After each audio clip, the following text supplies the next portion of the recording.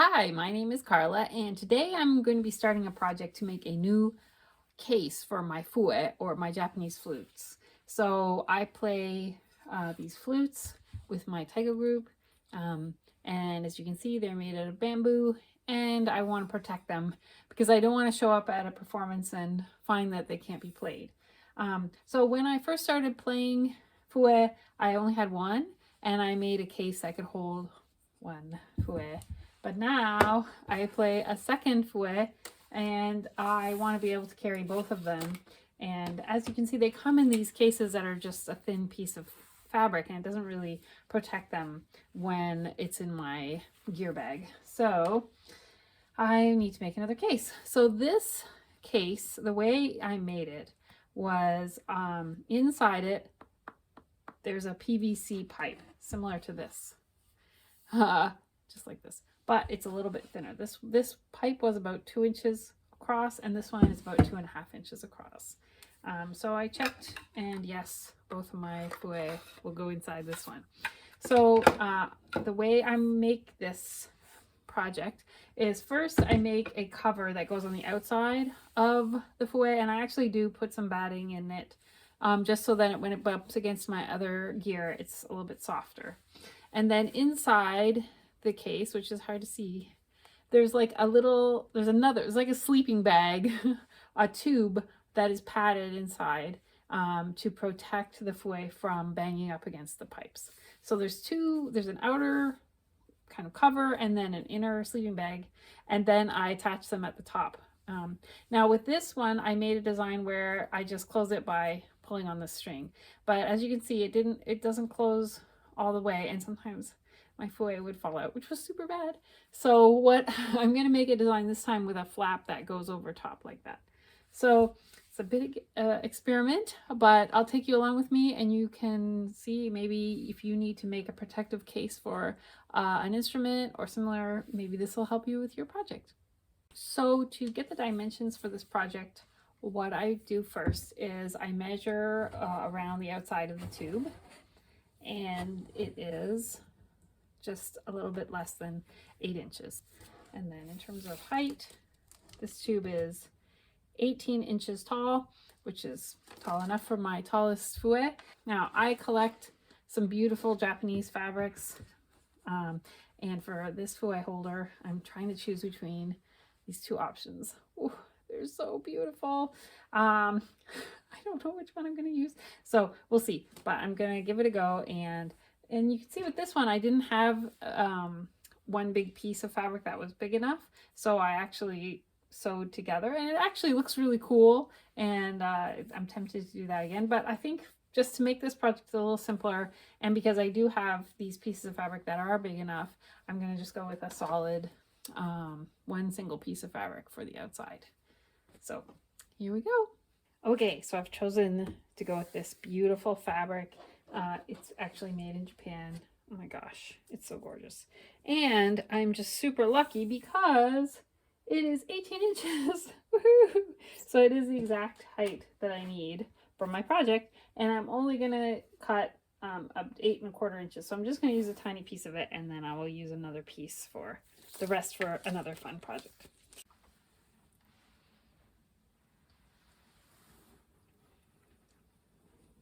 So next I need some batting to put under it. I'm gonna get another piece to go underneath, and because this is just a kind of chill project, this is a great way to use up batting scraps. So now I need a backing for this piece that I'm gonna hand quilt, and I need, really no one's ever gonna see this. This is gonna be tucked inside in the structure of the tube. So I just used some fabric I probably wouldn't use in most projects. And then now I'm gonna just pin it all and trim it up a bit, and then hand quilt this so that it just looks really pretty on the outside.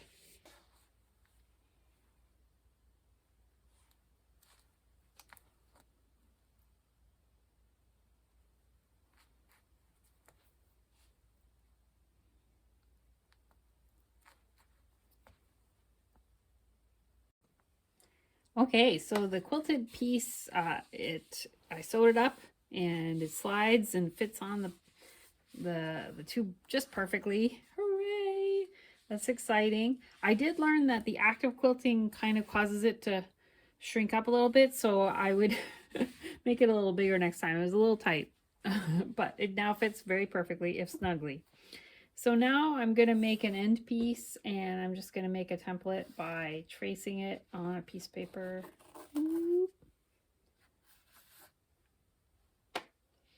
And then I will work on making a circle a little bit bigger than that to sew and make the end of the tube. So here's what I did. I cut out a circle the size and another circle, and I quilted it so it makes with a little bit of batting to make a nice end. And now I'm going to take this off the tube, turn it inside out, and attach them to each other. Okay, so I've turned my tube inside out, and I'm going to put the bottom right side in like this, and I can just pin it so it's attached. Boop, boop. And I'm going to keep pinning it all the way around, and then I'm going to sew it so that it becomes a tube with an end. Okay, so you can see I've pinned it in there, and it kind of goes inside like a bowl. And the reason I'm doing it that way is to make sure that I catch all the layers as I'm sewing them together. So first I just hand stitched it in place, and then I went over it with my sewing machine so that it's nice and strong. So I'm going to turn it inside out now, and hopefully it worked. Okay, so here's the current situation with this project. I've learned a couple things. First of all, there's the end. It looks really good. I'm very pleased with that. You can see it ended up really nice, very pretty. But here's my challenge. The act of quilting this and then adding the ending used up so much fabric that I now have a big gap at the top here. So here's what I'm going to do. The next piece that I'm going to be adding is the part that's where the drawstring goes through, and I'm just going to make it really tall. Like, I'm going to make it like this tall, and so that when it attaches there, it comes up over the top of the tube, and I think it'll look okay. So yeah, lesson learned. I need to make it quite a bit bigger than the tube in order for after quilting for it to be. So the 18-inch wide wouldn't have been big enough for an 18-inch long tube. I guess I should have thought of that. Okay, now I'm going to explain what's going to happen next. So first thing is I need to make this flap that I was talking about. And my plan for this is to make this kind of like a little quilt. I'm going to put a little bit of batting inside it and put a little bit of Velcro there. And that's the dimensions it needs to be in order to connect to the tube and then come around. So that's one piece. And then this piece is going to go this way. This is going to be where the drawstring goes through. And so when it's all put together, it's going to look something like that. Okay, so here's what I'm doing now. This is the piece that is going to be the drawstring thing. And because I'm finding this fabric, this Japanese fabric shreds a little bit, I'm actually going to kind of give it a lining. So all I'm going to do to prepare this is I'm going to do a little bit of quilting just so these two pieces are together, but I'm not going to put batting because it's where the drawstring goes. And I'm going to like tuck in the edges. So I'll go work on that on my sewing machine. And then for the flap, what I did was I sewed down these two sides to make the edges of the flap. And I'm going to turn it inside out. And I'm going to put a little tiny piece of batting inside it. And then hand quilt it a little bit. And so then that'll be the flap. Okay, so here's our revised plan. Instead of the flap being inside, it's going to be on the outside like this. So I'm going to go sew it down with my sewing machine, kind of like right here and right there. And then once that's done, I'll tuck that up so there's no raw edges. And then I will again hand sew it up to this piece like this.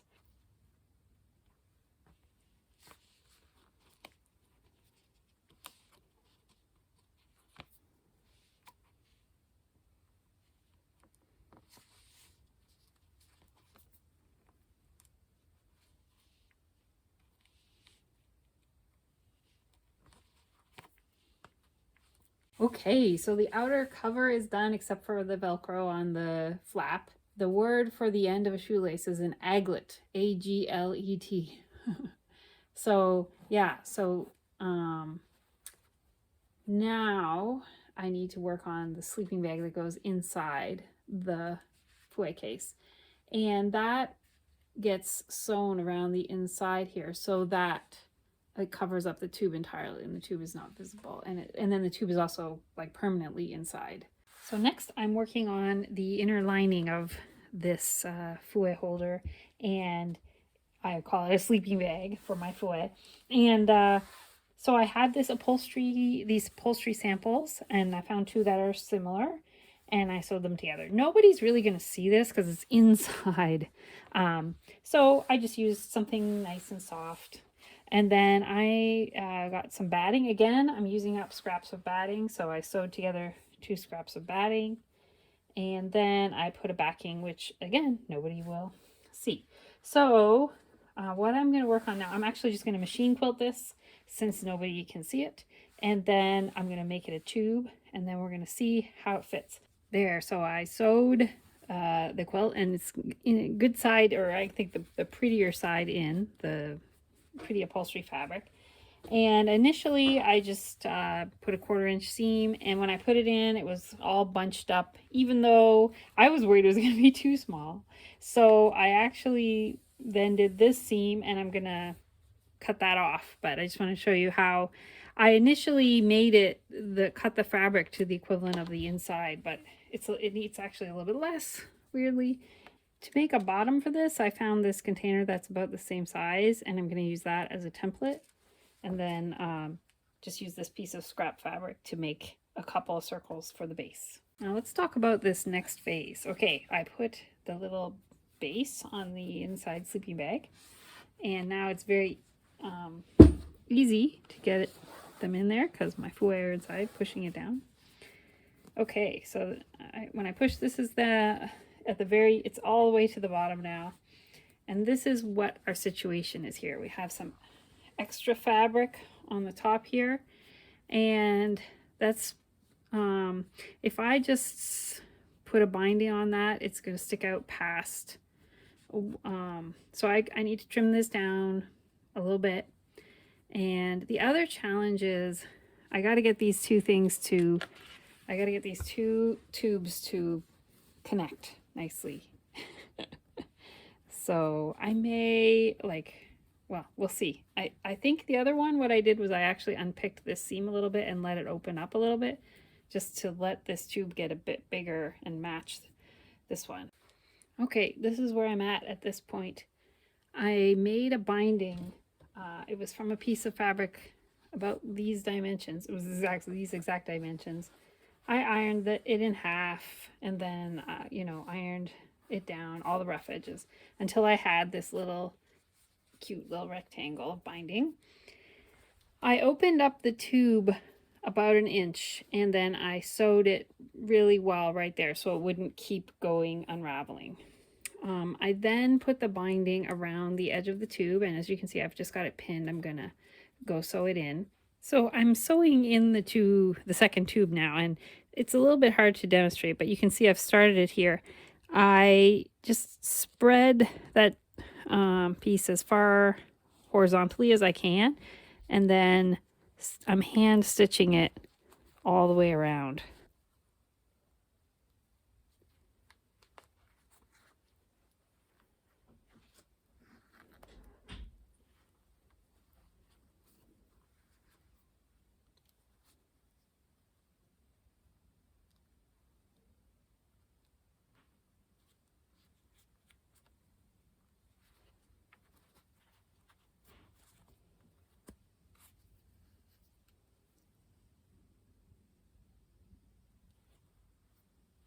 Okay, so let's see if we can get this light to shine in so you can see inside this dark cave that is my fouet tube.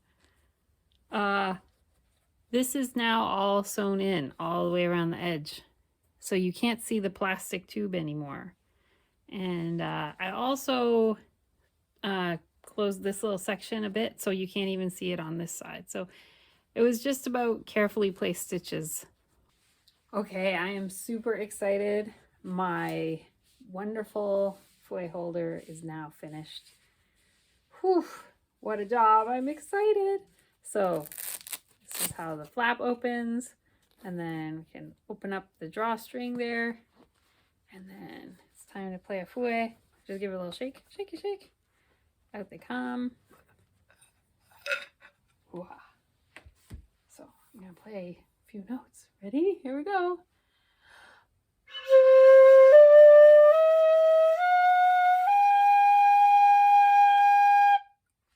And it's intact and I can perform. Yay! So I hope you enjoyed learning how to make a fouet holder from a PVC pipe.